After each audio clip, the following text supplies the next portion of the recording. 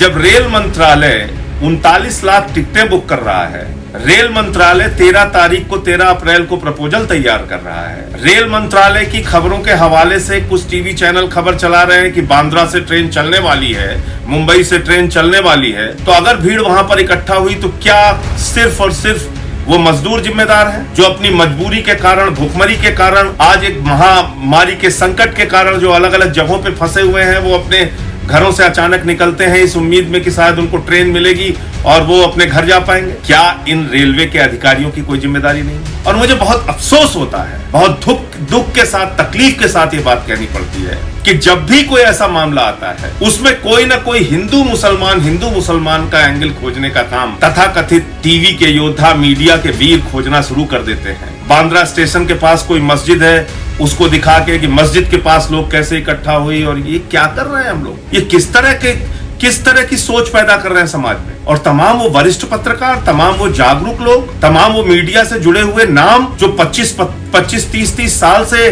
पत्रकारिता कर रहे हैं, ऐसे लोग हिंदू मुसलमान की भावना फैला रहे हैं कि बांद्रा की मस्जिद के पास भीड़ इकट्ठा हो गई। अरे भाई, गुजरात में जब सूरत का मामला आता है, वहां आगजनी होती है, हिंसा होती है, मजदूर विद्रोह में सड़क पर उतरते हैं, उस खबर को आप नहीं चलाते। जब गुजरात की खबर होगी तो मीडिया गजनी मोड में चला जाएगा। मुझे लगता है इस प्रवृत्ति से बचने की जरूरत है। लाइव टीवी, सच सबसे आगे। जय हिंद साथियों, कल से टीवी चैनल्स पे खबर चल रही है कि बांद्रा में भारी संख्या में लोग इकट्ठा हो गए।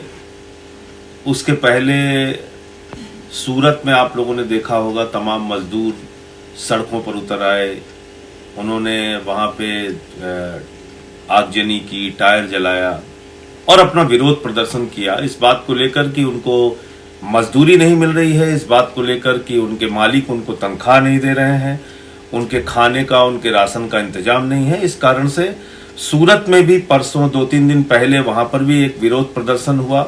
फिर कल हम लोगों ने देखा महाराष्ट्र में, मुंबई में, फिर सूरत में, अहमदाबाद में, हर जगह पे विरोध प्रदर्शन हुआ, लोग सड़कों पे आए। लेकिन इस पूरे मामले को समझना होगा कि वास्तव में ये क्यों हुआ, इसकी वजह क्या है। क्या अकेले इसके लिए वो मजदूर जिम्मेदार हैं जो सड़कों पे उतरे? क्या इसके लिए वो तमाम लोग जिम्मेदार हैं जो भीड़ की शक्ल में अलग अलग जगहों पे इकट्ठा हुए? या फिर इसमें कोई जिम्मेदारी दूसरे विभागों की भी बनती है? इस बात को थोड़ा देखना पड़ेगा। कल आप लोगों ने देखा होगा, खबरें चली और बताया गया कि 39 लाख टिकट रेलवे ने बुक किया।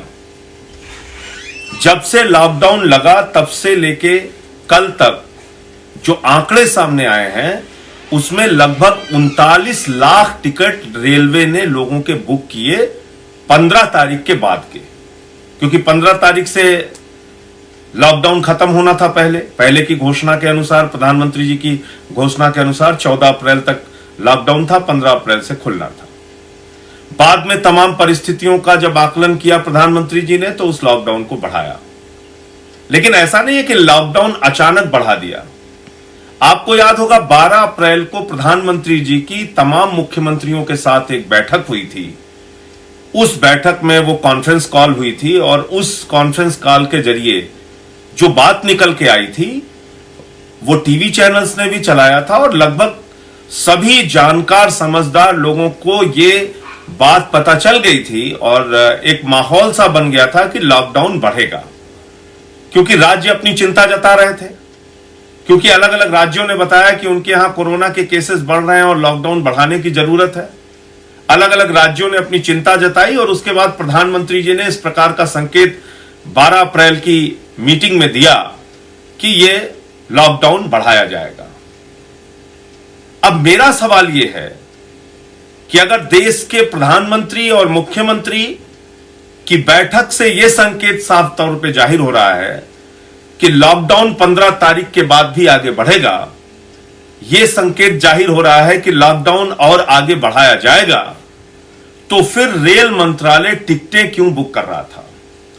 रेल मंत्रालय ने 2 दिन पहले यह स्थिति स्पष्ट क्यों नहीं की कि सारी ट्रेन और सारी टिकटें रद्द की जाएंगी और इसका एक व्यापक प्रचार क्यों नहीं किया, जिसकी वजह से कोई अपने घरों से नहीं निकलता और कोई बांद्रा स्टेशन पे इकट्ठा नहीं होता। लेकिन वो आदेश क्या था वो मैं आपको पढ़ के सुनाना चाहता हूं। 12 अप्रैल को, जैसा मैंने आपको बताया कि मुख्यमंत्रियों की और प्रधानमंत्री जी की मीटिंग हुई। उस मीटिंग से साफ संकेत जाता है कि लॉकडाउन बढ़ाया जाएगा। ये 13 अप्रैल को रेलवे के एक अधिकारी हैं, ए मालेश्वरा राव जी, जो डिप्टी चीफ कॉमर्शियल मैनेजर हैं। ये हैं south central railway, ministry of railways, और ये सीसीएम के ऑफिस का ये प्रपोजल है, चीफ कॉमर्शियल मैनेजर के ऑफिस का। अब ये क्या लिख रहे हैं? ये साहब लिख रहे हैं कि during video conference held on 13/4/2020 it is decided to run Jan Sadharan specials for clearing passengers, migrant labor of unreserved segment. In this regard, some divisions have already given data. However, all senior DCMs are once again requested to critically analyze the number of passengers as well as migrant labor and submit the detailed proposal along with clear originating and destination stations to the office of CCM immediately so as to discuss the proposal with the office of CPTM to run the trains as proposed by the divisions.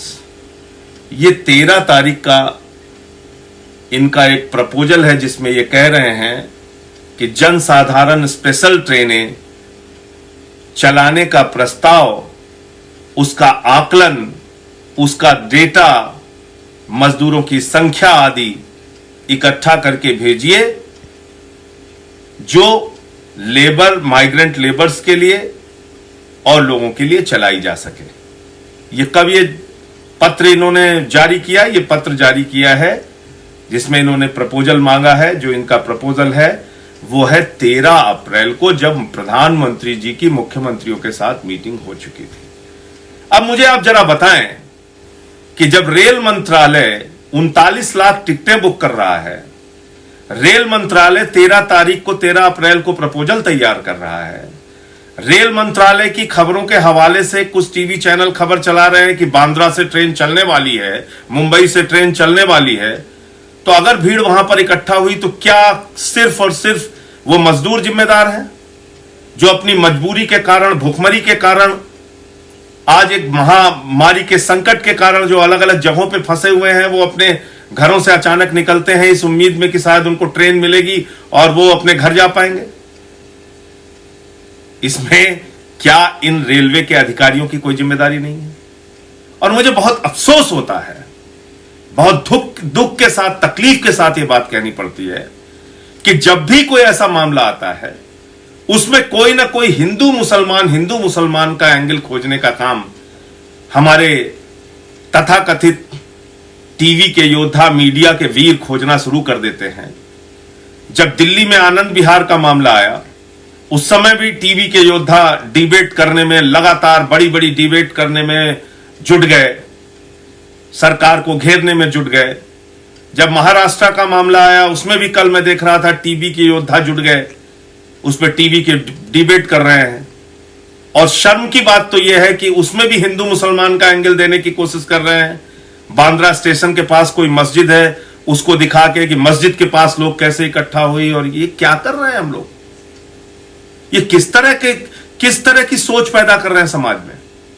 और तमाम वो वरिष्ठ पत्रकार, तमाम वो जागरूक लोग, तमाम वो मीडिया से जुड़े हुए नाम जो 25-30 साल से पत्रकारिता कर रहे हैं, ऐसे लोग हिंदू मुसलमान की भावना फैला रहे हैं कि बांद्रा की मस्जिद के पास भीड़ इकट्ठा हो गई। अरे भाई, गुजरात में जब सूरत का मामला आता है, वहां आगजनी होती है, हिंसा होती है, मजदूर विद्रोह में सड़क पर उतरते हैं, उस खबर को आप नहीं चलाते।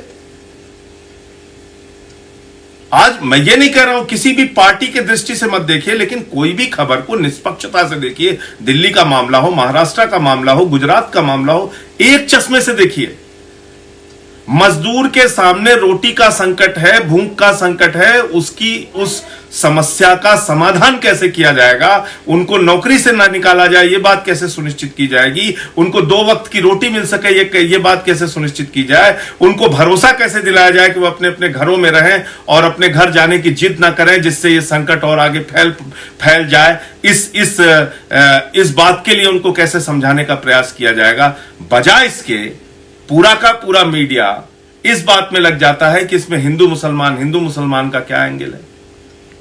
और जब खबरें गुजरात की होंगी तो वो टीवी पे उतनी प्रमुखता के साथ नहीं दिखाई जाएंगी। जब खबरें दिल्ली से जुड़ी हुई होंगी या महाराष्ट्र से जुड़ी होंगी उसको पूरी प्रमुखता के साथ टीवी पे दिखाया जाएगा और उसमें हिंदू मुसलमान का एंगल खोजा जाएगा। जब गुजरात की खबर होगी तो मीडिया गजनी मोड में चला जाएगा।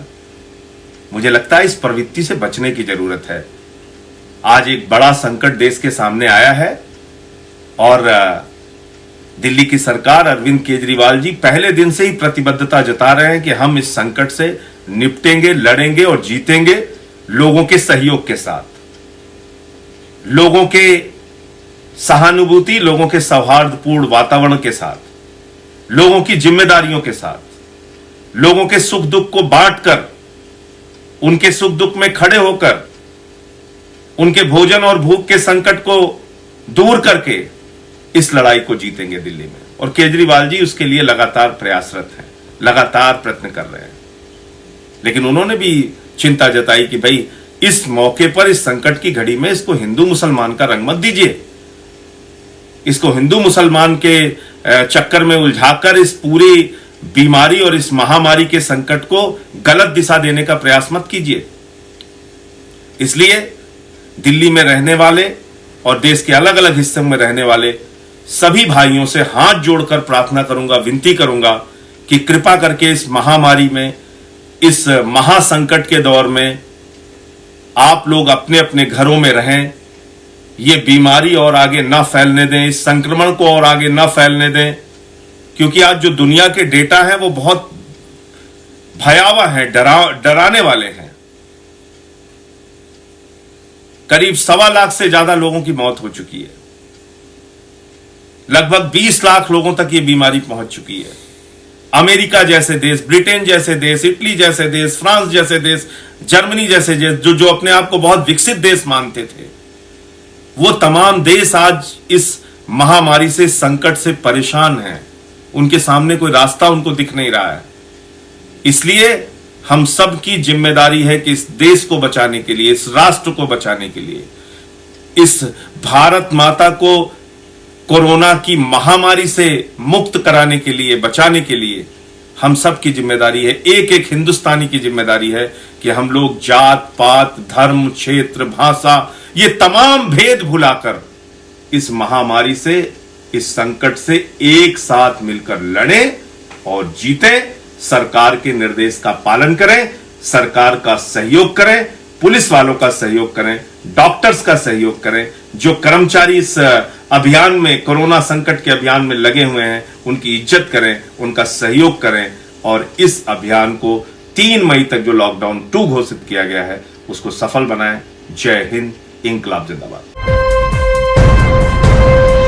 लाइव टीवी, सच सबसे आगे।